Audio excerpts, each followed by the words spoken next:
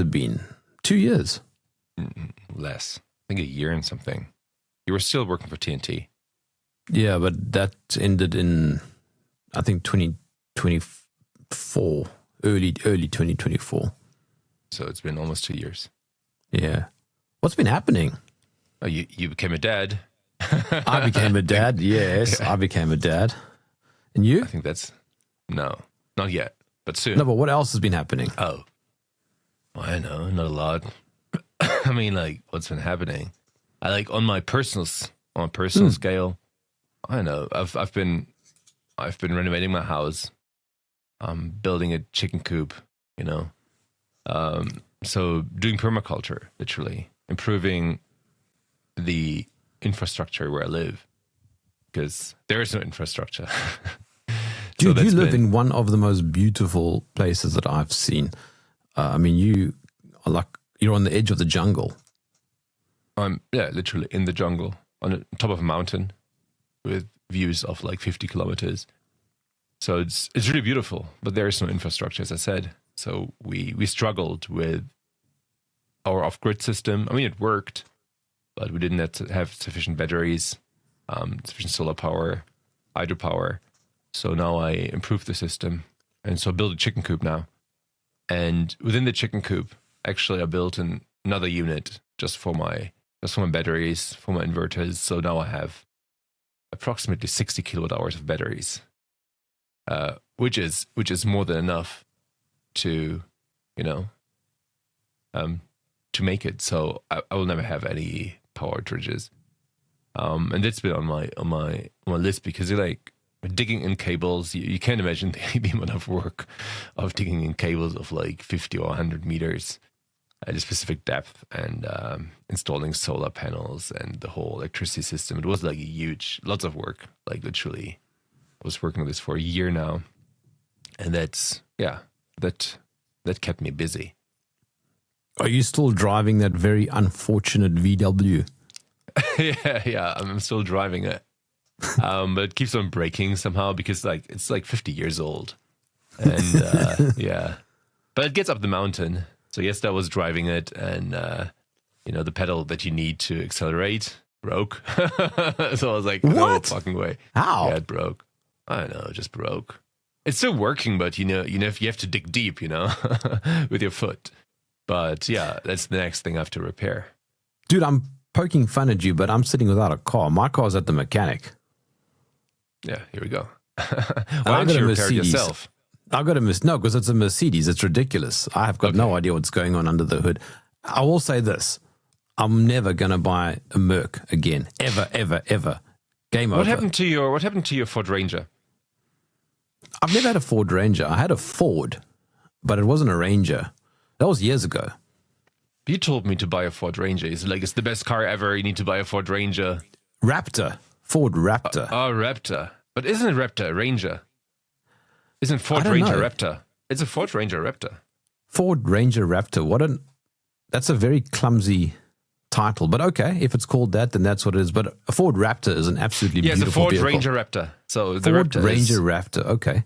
Yeah. Yes, I still recommend it. I didn't have a Ranger. I made a big mistake by going down the Merc road. I'll never do it again. It was a complete and utter disaster. So I don't recommend Mercedes to anybody ever. I'm going to sell the vehicle, and maybe I'll go Ford again. I don't know. Chinese. I'm very, very interested in Chinese vehicles now. True. Now, here in Brazil, many people have Chinese vehicles. BYD. They now have a truck, electric truck. Very it's one of the fastest in the world. Yep. But costs a fortune still. Yeah. And GWM is very good too. Yeah. It's also very interesting. So I'm like driving my Ford Maverick, which is literally like a baby Ranger. I think it's like 10 centimeters lower. I think that's the main difference. But it has more horsepower, so it's very strong. It gets up the mountain, And I'm having my Volkswagen Beetle that I'm using here in the jungle to do groceries, because it's just fun to drive. A Beetle is a great car. What year is it? 72. Oh, that is one of the best years. Yeah. It's got the big lights at the back. Yes. Oh. Exactly these. And, I'm so jealous. I pimped it. It was a 1,300. I put other cylinders, and now it's 1,600. So it's super strong. It gets everywhere. Even if it's raining, muddy, it gets everywhere. So I put on military tires, if you know them. It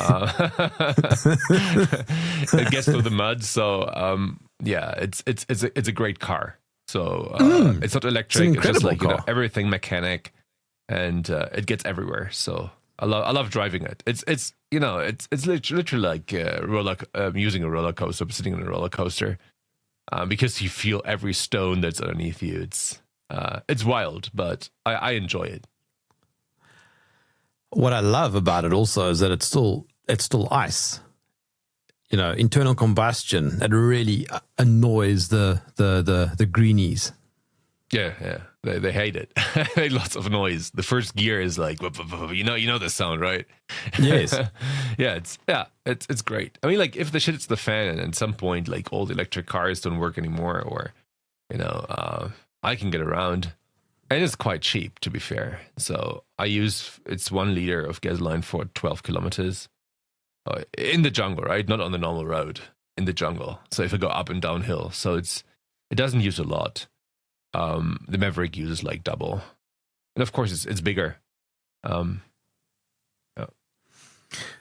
Simon, this is the first time that you are joining me on my UK column show. So for those who don't really know your background, let's quickly go back to 2019. What were you doing? In 2019, I was just like working, like everybody, everybody who's now speaking out or being a voice of reason has been working. So in 2019, No. My question is not what have you been doing since 2019? What were you doing in 2019? You were a scientist. Yeah, you were a scientist. But I'm just thinking. I think I did my postdoc. I was starting my postdoc in 2019 as a scientist, right? So I was working on system dynamics, understanding complex systems to eventually grow food on Mars. So I was working on that, on system dynamics models, on causal loop relationships, regarding the metabolism, regarding agriculture, advanced agriculture systems. So also I was working on bioreactors, on gut microbiome. So I cover many fields because it's like multidisciplinary, right? If you want to grow food somewhere else on another planet, you need to understand many disciplines. So so I was just a scientist doing doing my job, like the 9 till 5 job, 9 till 4 as a scientist. Was working in the office for 2-3 days per week. I was working at home. The rest, it's like what they do in the Netherlands already for many years. And it was just like, living my life like everybody was in 2019. Like everybody was asleep, half asleep. I was half asleep, to be fair. It was just like living my life. I was red pilled on many topics, but I was like, okay, that's part of the story. But I was just living my life. And then 2020 happened. I was still living my life in 2020, to be fair. So I got a Twitter account on February 2020 because they were saying, oh, there's this Chinese virus. And I was like, what? I was like skeptic, right? So I wanted to get the news. And I literally woke up on 20th of March 2020 when they announced the global pandemic, and they said like everybody should stay inside, because at that time I was actively working on publishing vitamin D papers. So I was like, okay, staying inside and viral infection, or being infected with a pathogen and not being exposed to sunlight, this doesn't make any sense. So I was like, the first thing I was doing literally in April, I was like writing another vitamin D paper on the importance of taking vitamin K2 in conjunction with vitamin D, just like to tell people like this is important. I was telling people, okay, you don't have to worry about a lot. If your vitamin D levels are up, don't be afraid of the sniffles.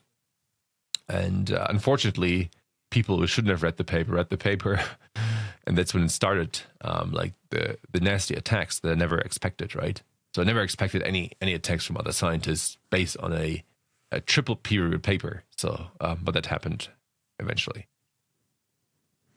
I remember speaking to you. I can't remember even how we got in contact with each other, but I remember speaking to you. Oh, what is it? 2022? No, earlier. I don't know. Somewhere around there.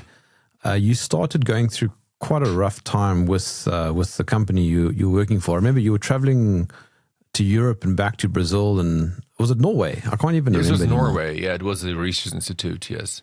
And so I lost my job in the Netherlands, and then I got a new yes. job in Norway, and they also kicked me out. It was beginning of 2022 when I got my X account back. That's right. And then you said something online that they didn't like.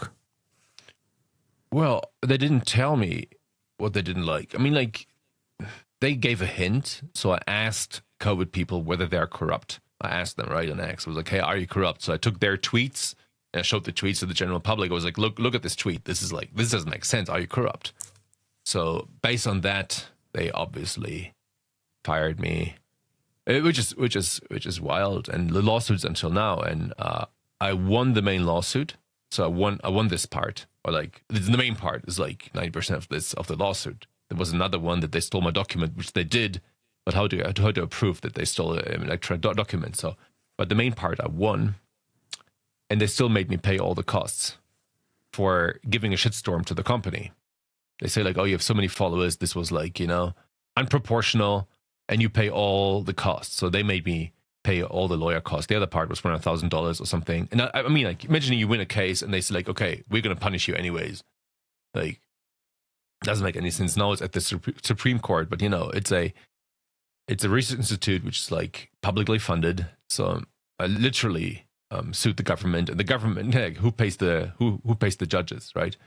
So it's like a difficult case. And also my lawyer didn't help a lot. She missed 2 deadlines. And it's like, oh, I missed the deadline. So like, what? Because like the whole, my wife's a lawyer. So she helped with the lawsuit, and she was always sending her all the updated stuff. And like, hey, don't forget the deadline, forget the deadline. And she got lost it, and then she forgot the deadline twice. So we think like, this is like weird. This is super weird. Why would a lawyer, miss the deadline again, like in such an important case? Because I would have won that one for sure. And anyways, it's a very, very weird situation. We are still trying to make sense of it. How you can win a lawsuit and still they make you pay such a high amount of money. I mean, like, they got the best. I mean, like, they could just have paid me. They could just say like, oh, sorry, yeah, we dismissed you, and like, here, take 3 months of salary, etc. But no, they didn't. Instead of paying me like $10,000 or something, they preferred paying more than $100,000 to lawyers.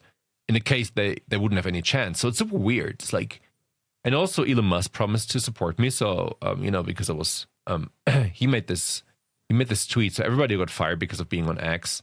We're gonna support your lawsuit. So we were in contact with X, right?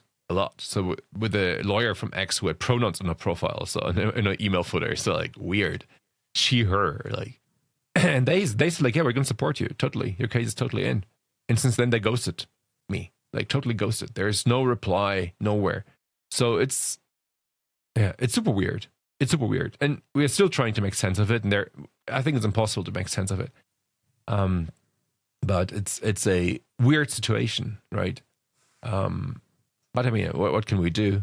Eventually, if the Supreme Court is going to say like, hey, we're not going to accept your, you missed a deadline, or you missed 2 deadlines. It's not, I need to sue my own lawyer, and that sucks. it's like, what can I do, right?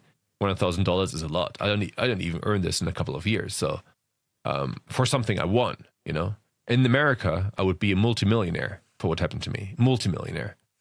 But in socialist Norway, it's a bit more difficult, obviously. Can you remember some of the stuff that you were saying? Beginning of 2022. Like, for example, if you were to try and figure out what it was that got you fired, what kind of content were you tweeting? So beginning of 2022, I was self-censoring myself a lot. Literally, I had no tweet that was like what I'm saying nowadays. It was very self-censored. So the harshest stuff I was asking David Fissman, if you know David Fissman, he's like some idiot from Canada who was saying like we need vaccine passports, we need forced vaccination. And I was taking his tweets and I was asking like, look, looking back at everything you said in 2021, are you corrupt? So this is the harshest thing I said. And they even accused me of accusing others of corruption. But a question is an accusation. So I think it's that. And my former boss, he was calling me privately and he was like, he's totally on my side, but they get complaints, incoming complaints, literally. HR gets incoming complaints every day, hundreds. So there must have been some campaign against me. So, when I got my X account back, it was beginning of 2022, many people were still like, oh, this deadly pandemic. And now Elon Musk is letting, it was 2023. I'm sorry. It was beginning of 2023, not 2022. Anyway, they were saying like, okay, he's letting all these people back, how is this possible? And my colleagues or other scientists and doctors and activists who got back as well, they also faced a similar smear campaign. And so I told him, like, look, I have a significant account on X. I think it was like 100,000 beginning of January. And people don't like what I say, but it's like my private opinion. And they were like, no, we support you 100%. We support you 100%. And then at some point, he asked for my private calculations, which I made from a company in the course of 10 years. Oh, can you send me this Excel file? I want to understand what you're doing. You're doing great stuff. And then I was like, oh, of course, because he was always supporting me privately. He was like, oh, they can do whatever they want. We keep you. And I sent him a file and the next morning he fired me. So he was stealing my file. But I mean, like, to prove that he's stolen an electronic file is very difficult. So I didn't manage to do this. I mean, like, I sent them everything with the Dropbox changes that this document exists before. But I mean, like, the court didn't understand it, or they didn't want to understand it. But anyway, that's what they did.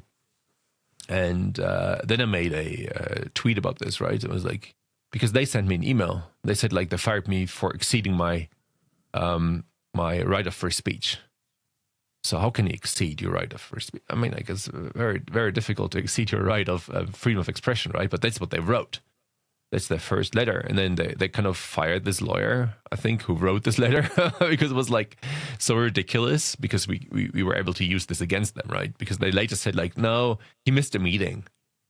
He missed a meeting? So this was like their thing afterwards. Like, is there anything in a written form that he missed a meeting? No. We didn't inform him. I was like, which meeting? They couldn't even tell me. So they tried to make up stuff. It was like, it was so surreal. This whole court procedure was super surreal. They tried to, first they put the lawyers on there and they said, like, oh, he cannot sue us. He's living in Brazil now. And it went up to the Supreme Court, and the Supreme Court said, of course they can sue you from Brazil. So they tried everything. And then they said, like, oh, we don't even know where he lives. So how can we, if we win, how can we execute it? And then I had to show the court that actually my boss visited me here in the jungle, so he knows where I live. And it's like, they continued doing this for 2 years until, like, my lawyer missed the deadlines. And, like, this is so weird. Why? How can he miss a deadline like this, especially if you're working on this every single day and reminding her of the deadline? So it's like, I don't want to say sabotage, but it's like, my gut feeling says so. But I don't know if proof, because actually I think my lawyer is a great person, right? We get along very well, but this is weird. Or is it personal? I have no clue, but this is super weird. Anyway, it's it just sees where we're at, right? And it doesn't matter if the topic is COVID, if the topic is Israel. You always have these powerful people on top who are going to silence everybody who's like, who's telling their opinion. So, but that is exactly true what you're saying. There's always somebody higher up and more powerful. It's just a pity, though, that you, a scientist, which by its very nature makes you a critical thinker, or at least it should. And here, you're being told not to think critically and to accept the conventional or the established thought. But that's quite usual in the field of science. So in the course of being a master's student, PhD student, postdoc, twice postdoc to be fair, it's like they always try to control you. They always tell you what to say and what not to say. So especially during my PhD and postdoc, it was climate change. And I was critical towards climate change for, I don't know how many years, 10 years, 20 years, for always, since I understood that CO2 doesn't drive any of that. But I wasn't outspoken, right? Because, I mean, like, I probably had some social media. I had my Instagram with like 10 followers. I don't know. So I wasn't a social media person, and I wasn't too much into public. So I hold public speeches on my topic, and I was like the top scientist in my field, right? The top scientist. But still, I mean, like when all my colleagues said, "Oh, you cannot criticize climate change," I wouldn't go there, and be a rebel and talk to the 10 people I know and say, like, "Oh, climate change is not real," because I didn't have any audience. So there was no point to be rebellious. Of course, when I wrote scientific papers, I put it in a different way. So I formulated it and said, like, "Oh, these climate change models, you have to take it with a grain of salt, and I tried to put it in a way that my colleagues would accept it, and that you can actually read between the lines and say, like, okay, he doesn't really, probably, there's a likelihood that he doesn't believe that stuff. So this is what I did. But whenever I question things, for example, I had my PhD promoter. He was in the Club of Rome, and the Club of Rome, the sect. They're crazy, and we had this modeling class, and he was only modeling global warming or climate change based on CO2. And I was asking questions, and he was telling me this sentence: "You shouldn't ask questions. The science is settled." And I heard this sentence again during COVID, and I was like, this sentence was in my head. So it's like the Club of Rome was orchestrating this sentence. I don't know. He told me the science is settled, and he got super mad at me, super mad, for asking questions. And I was like, plants like CO2, and he's like getting super mad, and I was like, wow, this is wild. And then later, I mean, that was at the University of Iceland. Then later, at the University of Wageningen in the Netherlands, I also wrote a paper on. Here we go. It was like modeling Namibia, right? Like some high-tech system in Namibia. And also I had to use climate data. I used IPCC data. And at the university where I did my postdoc, there was this professor, and he was one of the IPCC panelists, one of the leading scientists in IPCC. And he always told me, you cannot question climate change. It's a fact, blah, blah, blah, blah, blah. So it's, I was a bit intimidated. I was like, okay, cool. I'm not a scientist in climate change directly. So, I mean, like they can say whatever they want to, I just ignore this topic. But, whenever I opened my mouth, it got like, people got mad and you get into trouble. So being a free thinker is not really encouraged. So as a scientist, you need to be submissive. Otherwise, you don't make a career. You don't make it to the top. And the next issue is literally if you're a professor, if you're a professor at the university, this guy has been submissive. He has not been a critical thinker. So literally everybody who makes it to the top and who's teaching your children is one of these submissive people.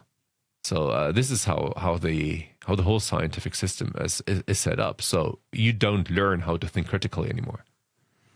I kind of came to the conclusion during COVID that the people who you should put more trust in are not the scientists, are not the ones who have skill sets within particular fields.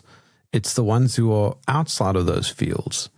Yeah, it's like a cult. The cultists. So they're manipulated. Let's not say manipulated.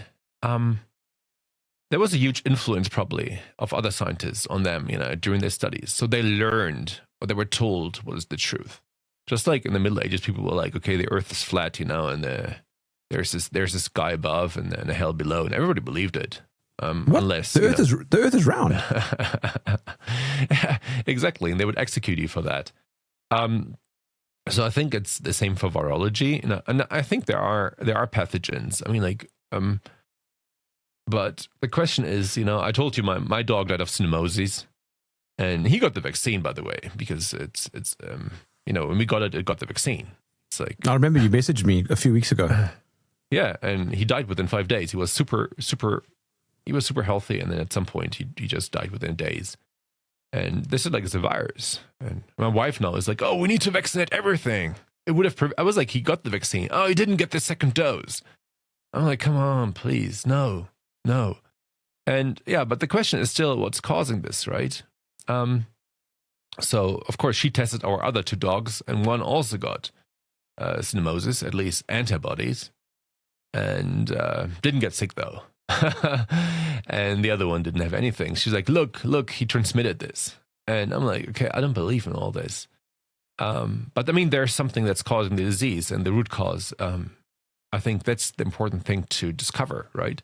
I don't know what the root cause is. Maybe there are viruses, maybe they're not, maybe there are other pathogens that cause this phenomenon. But it's not very clear. Even virologists cannot make a whole of it. They cannot explain to you why, for example, the transmission of viruses works in some cases, and in most of the cases it doesn't. So there are studies like to transmit a flu, and it's just like, insignificant. So how does all of this work? And they cannot tell us. They cannot give us a clear answer. So to me, there are many questions. It doesn't mean that they say like, oh, viruses don't exist.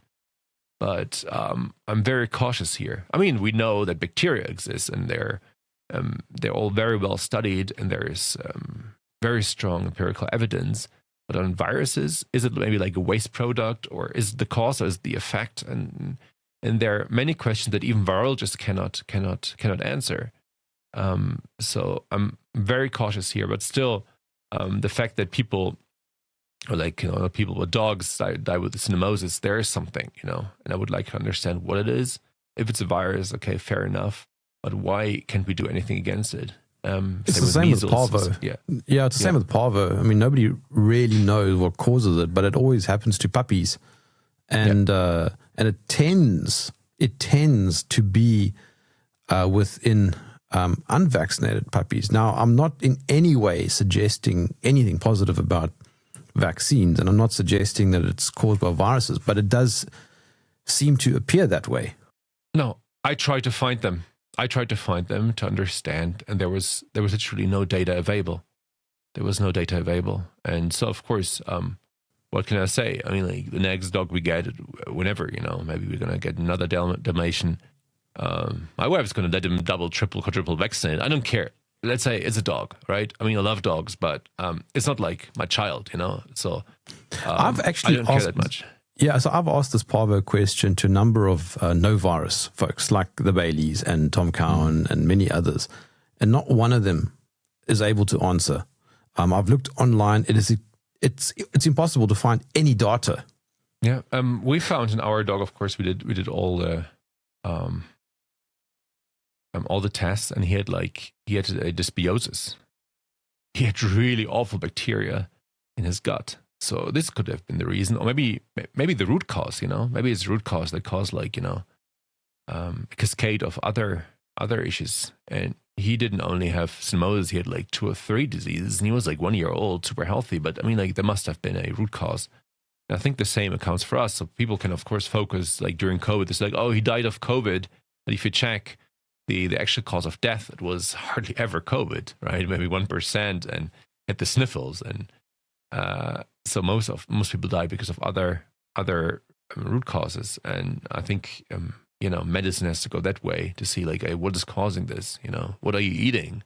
Are you exposed to mold? How much do you sleep? What are your cortisol levels? What do your hormones look like? So there are so many factors that actually determine whether you're healthy or not. And then these people say oh, let's look at some alleged virus. We didn't isolate yet. It's from China. And there are so many variants, but this is causing everything. And meanwhile, I don't know how many millions or tens of millions of people have been driven to alcoholism because of their pandemic, and that killed way more than this alleged virus. And they never talk about that. In the Netherlands, they said oh, you should order food. You shouldn't go to the supermarket. You should order food. And and ordering food is literally pizza, burgers, etc. I'm high in omega-6 fatty acids that are inflammatory, so that actually make you sick. That actually are root cause of many Western diseases, and that's what they told us. Don't go to the gym, don't work out. Don't go to the sun. Eat eat junk food, right? And And get a shot in your made arm. people sick, and get a shot in the arm. Yes, in order to prevent a disease. I've just remembered how we got in contact. You were some random dude on the internet calling out a Drosten for his PCR protocol. Remember that?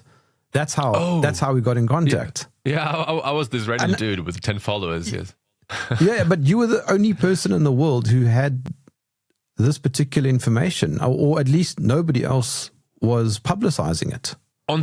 Not on the paper itself. So there's been a whole consortium of like 10 scientists who were looking into the paper, and people who are geneticists, etc. But I'm not. I looked into the peer review process because I'm one of the few people who was an editor of a Springer Nature journal and who knew the whole peer review process of a scientific paper. And I was showing the whole process because I had access to the back end. So I was taking screenshots. This is how it works. How many editors in the world could speak out against this stuff? They're just like a handful. Like, they're not many, right? Maybe, I don't know how many editors exist on this platform, but maybe 200, 300, I don't know. So it's a very low number. So I spoke out, and I was analyzing it first. The analysis took like a week of deep research, and then I was taking, of course, screenshots from the back end, explaining how peer review process works, and then I was able to show that he committed fraud. And my thread or my post wasn't attacking. It was like very rational, because I was like, okay, I'm a scientist, I need to be factual, right? And I wasn't even accusing people of corruption, etc. I was just like putting the information out there. And yeah, I think this is how we met. This is how I met most of the people, to be fair. So just quickly give me the summary of what happened with Drosten. I can tell you what he did in general and the little part he was exposing. So he knew about COVID way before the first case in China appeared, which is weird. And we have the evidence. So he was working on the PCR test, like in creating the PCR test for COVID, most likely since beginning of December 2019. Which is weird because the first Chinese case was when? Around the 20th of December.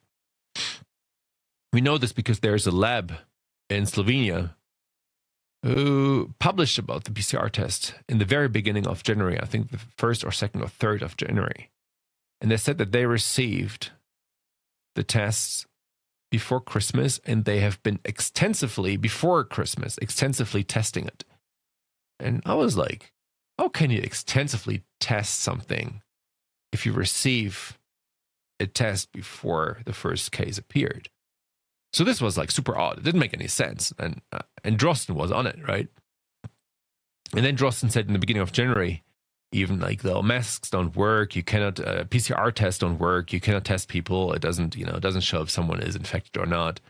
And suddenly in March, he said the opposite for everything he said before. And in February, he published this PCR protocol paper. But hang on. Didn't he submit it to the WHO and they published it within like 24 hours? No, he submitted it to his own journal. Right. There is a journal. It's called Eurosurveillance, and Christian Drosten is on its editorial board. So he submitted this paper to his literally own journal and published it within 24 hours, less than 24 hours. Okay. Right. There we go. So, and we asked for the peer review reports, right? So every peer reviewer has to make a report. It's anonymous. And they said, like, we can't do it because it would violate, them being anonymous. So it didn't make any sense. They didn't want to show any report, and they were hiding everything. And they were, and the co-author, Marion Koopmans, the state virologist from the Netherlands. So Drosten was the state virologist from Germany, and Marion Koopmans from the Netherlands, right? She was on the WHO committee that made this PCR protocol gold standard that one day after this publication got published. So they rushed the publication. There was no peer review process. There was none. It's impossible. They just like published it and like to make it gold standard the next day. And Christian Drosten's friend, Olfert Land, he probably made millions, tens of millions with this test because he was the one producing it. And it's his personal friend. super odd. I want to know how much money he received, etc. But I mean, like there's still like German Congress. I mean, it's not Congress, but you know, there's still these. In German, it's called Untersuchungsausschuss. So they're asking people about the pandemic. For example, they invite him and people from the parliament. They can ask him like questions about COVID and his role, and he's still defending stuff, and he's still bending reality. So he's lying the whole time.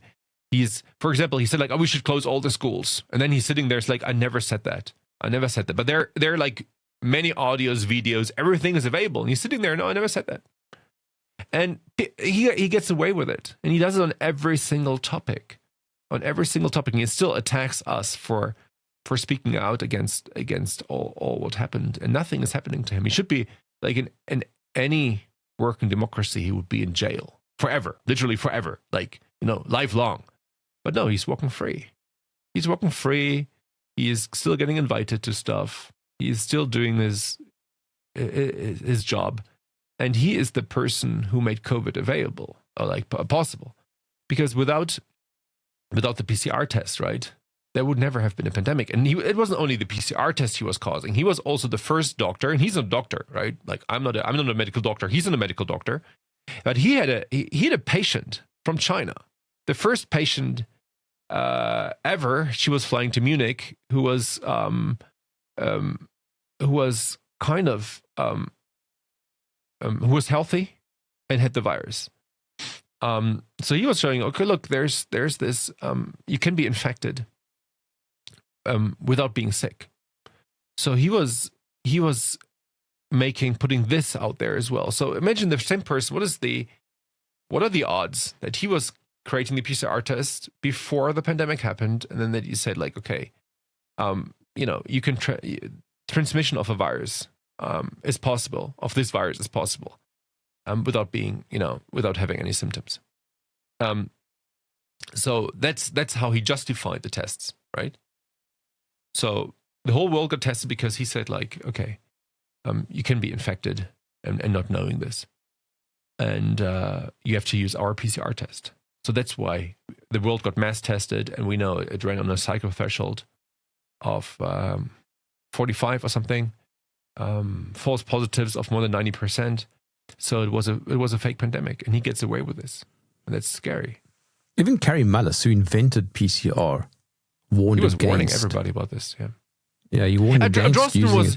Drosten was against it until January 2020. He was against it. He's like, you cannot do this. He said like, it doesn't make any sense.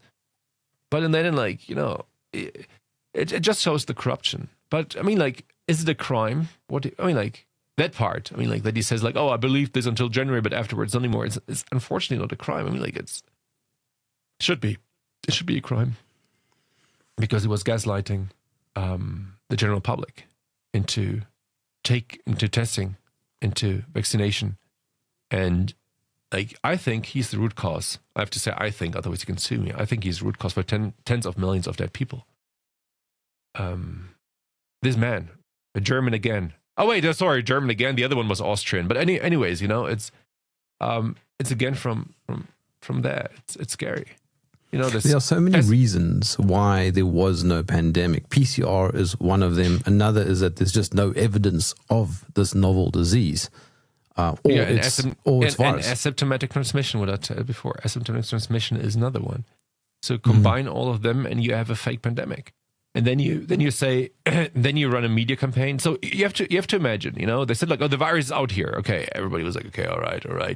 And we didn't see any excess mortality. We saw excess mortality in April, May 2020, after they ran this media campaign, after they, you know, the fear campaign. And you know what's fear causing in old people? The cortisol level gets up. It becomes chronic, and old people die. So that's why we saw this spike in April and May 2020. But afterwards, it went down. Of course, there's also seasonality, etc. But people were locked inside, so the seasonality didn't have a lot of impact here. But still, we just saw this one spike of excess mortality, and the second spike came after the vaccination campaign. So after they injected everybody. But between the initial spike that killed people because of the fear campaign and the vaccination campaign, there was no excess mortality. If there were a deadly pandemic, you would see a constant excess mortality of like 10, 20, 30%. But we saw a negative one worldwide. So there was no deadly pandemic, right? And just looking at the data shows this. But still, this man, everybody's talking about Fauci, but Christian Drosten is the real villain here. I do remember there was an attempt by about 20 or so scientists who published that they attempted to publish that counter review paper. Remember that? The retraction paper. Yeah, the retraction. And it was rejected. And almost all of them lost their careers. It's crazy. It's that crazy. And you know, every point they were mentioning in their paper was correct. They couldn't counteract. They couldn't say like it's wrong. So they did, they did character assassination. That's the same they do now with Israel. So it's the same playbook. You know, if someone says something they don't like, they just destroy your life. And this happened during COVID. And now again. Yeah, so you just mentioned Israel. So you've been speaking a bit about Zionism lately. And at the beginning of our conversation, you said that you've had quite a few red pills over the last few years. What are some of those red pills? I don't know if I can say any of this. Or do I get to jail? Do I get to jail in Europe? I don't know. But I don't believe anything anymore. Let's put it like this. I have to tell, I've been extremely pro-Jewish and extremely pro-Israel throughout my whole life, right? My dad was red pilling me a bit. He was showing me documentaries of how Israeli settlers were like, destroying wells of Palestinians. So I was like, okay, well, these are just the settlers. The rest is okay. This was my view until during my PhD we had like a research consortium, and one of them was like the University of the Negev, like a Hebrew Israel university, and the researchers of that university, they were very religious, so they were always wearing the little hat, and they wouldn't eat with us because we wouldn't be kosher, and like weird stuff. And then at some point they were like justifying killing locals and justifying the settlements, and that's when I was like, what the fuck? So we were all freaking out. And they were like just saying publicly, these are animals, they need to be killed and stuff like this. And we were like, whoa. And this is when I was like kind of waking up. So maybe my view on Zionists wasn't that correct, and on Judaism as well. So I'm not a fan of Judaism, but I mean, like, they're good Jews out there, right? That they don't believe every word in the Talmud, and I consider the Talmud a disgusting book. But anyways, there's still good people out there, and I don't want to generalize people, but there's after Hamas attack, and Hamas attacked Israel, but the whole story is Israel attacked them first, Nakba 1948, and also Israel financed Hamas just to divide the Palestinians. And the third fact is literally Israel knew about the attack before, because Egypt wanted them, but Israel let them attack so they could eventually commit genocide. And there was also an IDF stand down for a few hours, just coincidentally. Yeah, just like coincidentally. Yeah, it's just like during September 11th there was this stand down. It's always coincidentally. And anyways, I don't like Islamic extremism. I don't like Islamism. I think it's disgusting, and it's it shouldn't have any place in the Western world. And I'm against. I'm in favor of sending all extremists back home from Europe, send them back to their own original countries. But Zionism is a totally different level of evil, in my opinion. And what I had expected is that Jewish voices, like 50% of the Jewish voice would say like, hey, or like many Jewish people would say like, okay, this attack from Hamas is disgusting, but look, like this is what we're doing to them, and killing 30,000-40,000 children is wrong.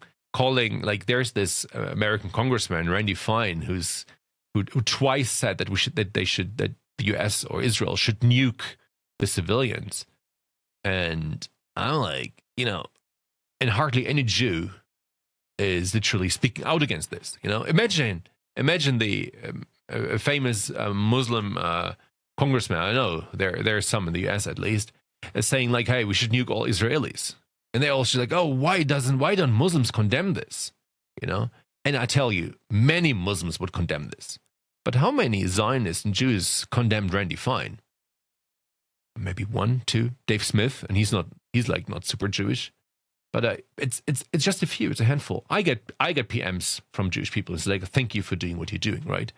But they don't dare to say publicly. So, but anyways, it's these voices, these Jewish voices that are available everywhere, right? That are in the White House, that are like Ben Shapiro, Mark Levine. It's really super scary what they've been saying the last 2 years. So they speak, and I hear the devil speak. And what they are saying doesn't make any sense, just like full of hate and Jewish supremacy. So in the beginning, I was quiet about this conflict because I was like, okay, you have like, Hamas that I totally dislike, and then you have the Zionists that I dislike. Let them fight, right? Keep the civilians out of it, get the hostages and prisoners of wars out. By the way, the Israelis call someone hostage who has been kidnapped from a tank. They're the only country in the world that manages to call prisoners of war. If you kidnap a soldier from a tank, right, an active soldier from a tank, it's a prisoner of war, and they call them hostages. And and meanwhile, there are still 1,500 Palestinian hostages, and the Knesset, I think yesterday, was trying to pass a law to execute all of them. Imagine like this the other way around. They would nuke that place. But why can Zionists do whatever they want? And they get away with this. And if you are critical to Zionism and you're anti-Zionist, they call you a Jew hater. I'm like, okay, if this makes me a Jew hater, I'm a proud Jew hater, right? Because I'm like, if I'm against injustice and this makes me a Jew hater, or this gives me the label, I proudly wear the label. That makes you an anti-Semite, and that makes you a persona non grata. So that's what I am. So, I mean, like, you invite me to your show. Nobody else does, believe me. So I have another one today, but that's like with a Muslim person. So they like to talk to me. They say a rational voice who sees the problem on both sides, which I do. But of course, I see the problem on one side much more right now because I woke up. But anyways, I'm not like pro the other side, right? I'm against everything. It's like literally I'm hating everything. But nobody else would like talk to me. It's because, people are, it's just like with American football or soccer or like the real football, by the way, don't call it soccer. People choose teams. When you watch a match, people are like, oh, it's like Chelsea versus Arsenal, and like, both can suck my dick. I don't care. There's a big owner behind it, and that owner is like literally, using the sports in order to get, But anyways, people are cheering. They're like, oh, I'm for Arsenal, I'm for Chelsea, and you could ask a whole room of 100 people, and maybe 1 or 2 say like, I don't care. And it's the same here as well. It's like they expect you to take sides, but I don't take sides, right? I mean, like, I prefer a side over the other side after what I observed, right? But in the beginning of the conflict, I was like, oh, I don't care. And then I see what's happening and like, okay, wow, this one side is really fucked up. And then I say, this is really fucked up. And I see like, look, all the politicians, and especially in the United States, but also in Europe, look what they're saying. It's disgusting. They're justifying genocide. It's like, oh, nothing is happening there. Israel is the most moral army in the world, and there are videos out there of them doing the worst things. And then they actually accuse Palestinians, oh, you've like beheaded 12 babies, you put them into ovens. There's no single evidence. It was a lie. So, if a war starts and it's based on many lies, Hannibal Directive, we can start there. We can start with like that the Israeli army was like holding back, and we can continue with these beheaded babies and the burnt babies, and with the fake pictures of all the blood in the kibbutzim that was paint. So it was all mainly based on lies. So why would I trust these people who tend to lie? I mean, like, it's not just like they lied there; they're lying throughout the last 2 or 3 years, and that has been a stereotype in Europe in the last hundreds of years. And I was like, why? When I was a youngster, I was like, why do they do this to these people? Why? Why did Martin Luther, write this book about the Jews and the lies? It's like, and then I'm watching what's happening right now. It's just like lies, lies, lies. And then I'm like, okay, maybe I read the book. I was going through the book. It's in German, right? I can understand it. I'm like, okay, sometimes it's like, he was a bit hardcore at one point, right? But I mean, like, anyways, there's still the core is still, there's still some truth in what he was saying. So the question is, why are they lying about this? Why can't they be honest about this, right? I mean, like, they're obviously the only democracy in the Middle East. They're the most moral army. They're God's chosen people. Why do they lie all the time? So this opened my eyes a bit, and and then I see yesterday Ben Shapiro talking. I'm like, what the fuck, Yeah, you freak out. He's whole spat now with Tucker. Yeah, they all are. Laura Loomer, Mark Levine, Ben Shapiro, all of them are anti-Tucker. All of them. There's not a single the whole one who's American not. establishment now is going after Tucker. The Zionist and Jewish establishment. Christian Zionists and Yes, Jews. but I mean, it drives American politics. Yeah, of course it does. Because AIPAC is controlling American politics. Literally everybody in Congress, 2/3 of Congress are Israel controlled, right? So of course they get wild. But like that, all these, these Ben Shapiros, these Barstool presidents, there's so many players. There's so many powerful Zionist Jews in America, and they all go after Tucker. And what did he do? He interviewed Nick Fuentes. I don't like Nick Fuentes at all.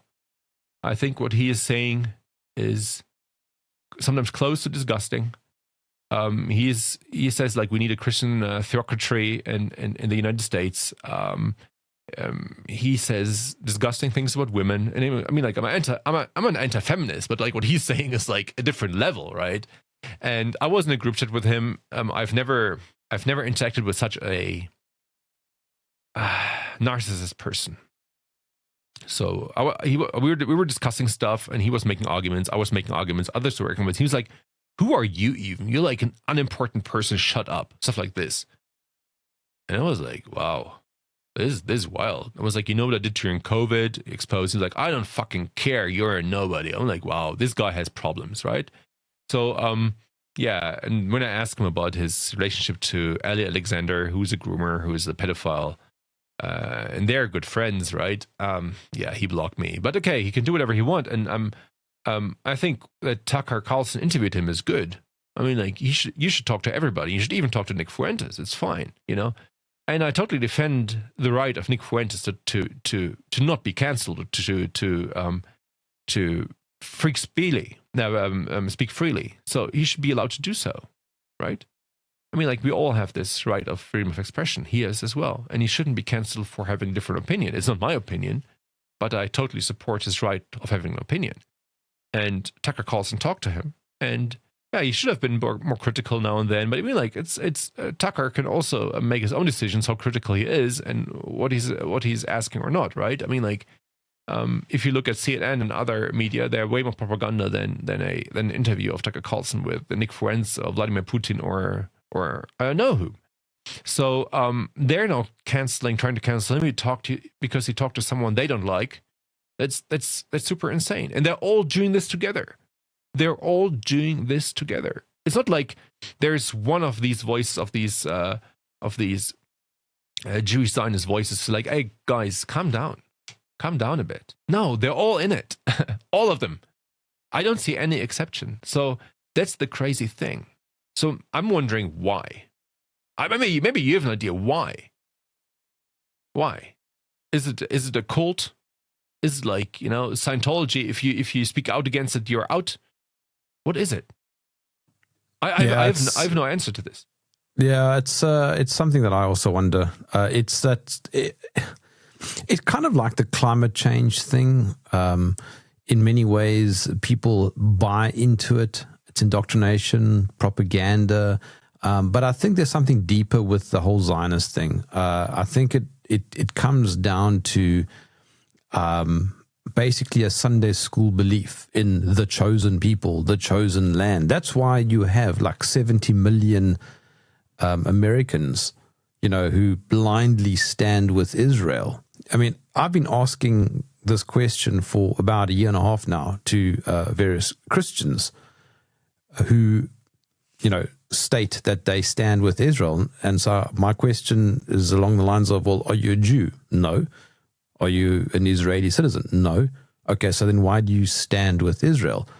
And they don't want to say it's because they were taught that it's the chosen people or chosen land. They don't want to say it. So they make all sorts of other excuses, or they just get angry. And I think it comes down to that sort of deep-rooted indoctrination. That's what I think. But I mean, like, if you're a Christian, right? I'm an agnostic Christian. So it's weird, actually. I live by Christian values. So so basically, you're not sure if you're a Christian. People attack me with this, but I live by Christian values, and I think there's God. But I don't think that the Bible is the word of God. So many people hate me for that. But I mean, like, there's, the bunny isn't a ruminant, right? I mean, like, there's so many things in the Bible that are contradictory to each other. So if it was the word of God, it would be more consistent. So that's just my private opinion, but I get along with Christians very well. I love Christian values and all of this. So I pretty much align with Christianity. I mean, like, I'm a Roman Catholic, don't like the Pope, but I mean, like, I'm a critical thinker. So it's very difficult to be a super critical thinker and go 100% online and say, like, I believe everything this book says. Anyways, what I didn't understand is why Christian Zionists can even believe that they are God's chosen people, which in contrary would mean that Christians are not God's chosen people. So you would actually kind of define yourself as a subhuman, right? Because there are like the God's chosen people, and then we are below this. So this is like, this is something that doesn't make any sense to me. And that's why I oppose that they even call them. I mean, they call themselves God chosen people. Ben Shapiro said, we are God chosen people. Mark Levine says it. Randy finds it. They all say it. It's like, we are God chosen people. Who are you? It's complete nonsense.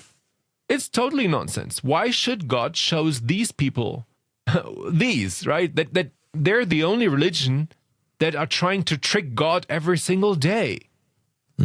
Where there is, it's not even biblical, dude. I mean, if you were to try and come at this from a biblical argument, there is no supporting biblical argument either. No, Schofield Bible, they were like, okay, but that's a different discussion. But like, I mean, what they're doing is they put on fishing rods, fishing lines around Manhattan and say, this is an Azov, it's a imaginary wall, so we can carry stuff during Shabbat. Like, they're trying to trick God the whole time. It's like, I don't know, but this would get me into anti-Judaism, and I don't want to go there because, I mean, like, I think people should believe whatever they want to believe. If they want to believe this, go ahead, right? But don't push it on us. Don't say, like, oh, we're God chosen people, you are less, you're nothing. Don't treat us like this, Don't treat others like this. Don't treat Palestinian children and women like this, Don't justify atrocities. And I just want humanity to win, just like during COVID, just like be human. Be good to each other, You can criticize Hamas just like you criticize Zionists. And I think you should. By the way, if there's Hamas like killing people for being homosexuals, like shut the fuck up. They have no right to live as well.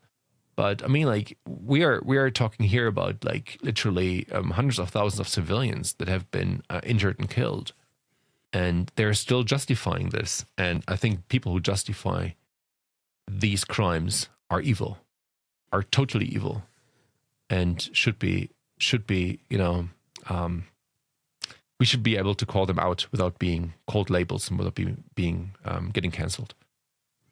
Just quickly, you aren't working as a scientist anymore, are you? How? Nobody would ever take me. There is no chance. Nobody wants to take an anti-Semitic anti-vaxxer. I mean, at least that's what they call me, right? So no institution would ever take me. So, I can't work as a scientist anymore. Well, I would love to, but I'm now doing my own observations in the world, which is like a much better science. So I run my own experiments here with tomatoes. I observe things and I draw my private conclusions. And this is like much more honest than working for an institution that is actually telling you what you have to believe and what you have to write. But I mean, you are doing many things that we have been suggesting people do over the last few years. Yeah. Be self-sufficient. Be self-sufficient. Decouple yourself from the government, because the government is no good, right? I'm not just talking And about get a taxes. beetle. I'm talking about yeah, but I have the beetle already for 10 years, so I had this way before. No, I'm literally trying to to be more independent, because this is just the start. I mean, like, wait until the digital IDs and the government-backed digital currencies are rolling out. That's when the real shit starts, when they can just shut you down or shut your account down or whatever. It's already starting, right? And wait until they control all the social media. I mean, like, now TikTok. I'm not on TikTok, but TikTok was quite free, so people were allowed to say stuff against Israel, and now it's owned by American Jews because Trump put so much pressure on them, and they're like censoring all criticism against Israel. Them again, you know.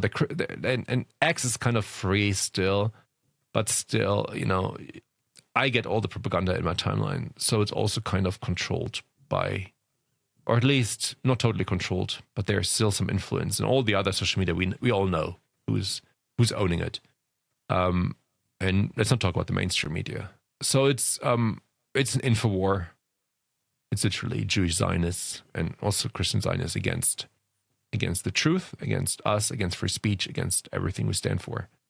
And let's see where it's going. But I mean, like, what I have quite hope in this.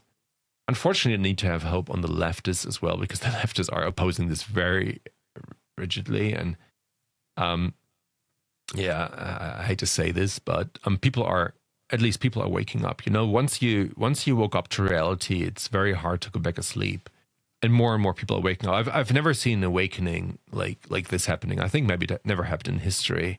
During COVID, many people woke up, and those who didn't wake up during COVID now wake up with Israel. Like, many leftists wake up. So you had a great awakening on the right and now on the left, and this could be in our favor or in favor of humanity, because I don't want to be a frontman politician, you know, because I think they're all corrupt. So I just want people to be free, right? And that's actually the war. It's us. It's either freedom or it's slavery. It's literally what George Orwell wrote in 1984, just like with different topics. And that's what we're up against. Simon, how can my audience follow you? If they want to follow me, they just go on X and I put my name. There's, I mean, like, there are many fake accounts, but I mean, if I put my name into the search engine there at the top, you see one with a yellow dot next to it. It's me. And yeah, that's how they can follow me. And I should get more active on Telegram too. Telegram is just like my surname. But that's about it. I don't have too much time for all the social media. I try to be active throughout the day, but I mean, like, I'm working outside a lot. I'm trying to, you know, be 100% self-sufficient. And that's taking like 10 hours of my day, and the rest I'm trying to be a bit active. Well, that's how they can follow me. How can they follow you, Jerm? That's even more important. You need more followers.